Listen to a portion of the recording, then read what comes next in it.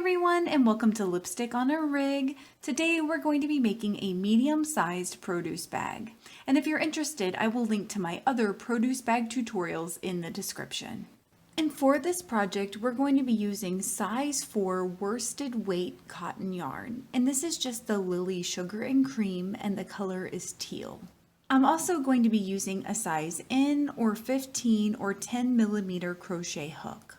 And we're going to begin our produce bag by attaching the yarn to our crochet hook using a slip knot, and then we're going to chain 15.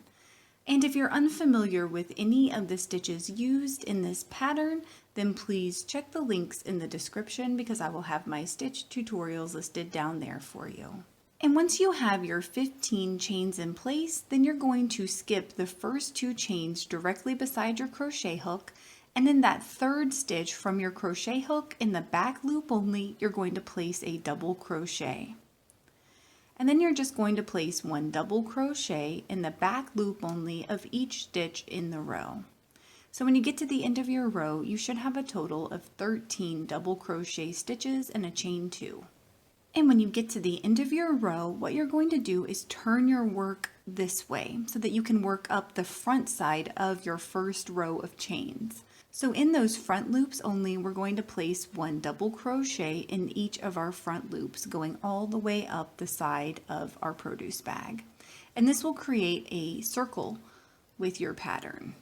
And when you get to the end of your row, it should look something like this, and you should have a total of 26 double crochets around your circle. And from here, we're going to begin a continuous loop pattern, which means we won't be starting and stopping each individual row, but instead it's going to act like more of a spiral. So we're just going to begin that by placing 1 double crochet back in the first double crochet stitch from our previous row.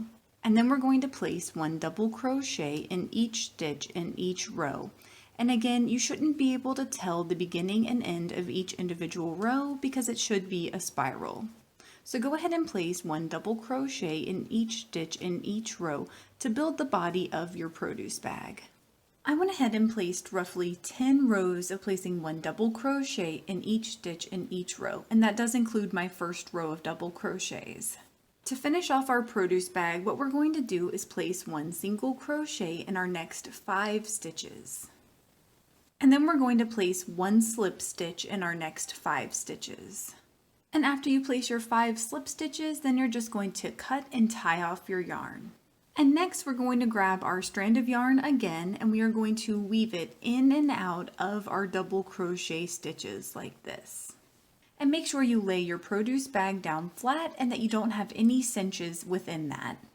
And then you're just going to cut your yarn, and then we're just going to tie these 2 ends of our yarn strand together a few times.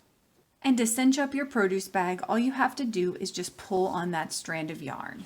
Please let me know in the comments below if you experienced any issues while you were making this, and I will do my best to help you out. If this video helped you, please give it a thumbs up and consider subscribing to my channel, Lipstick on a Rig. Thank you so much for working with me, and I hope you have a wonderful, awesome day.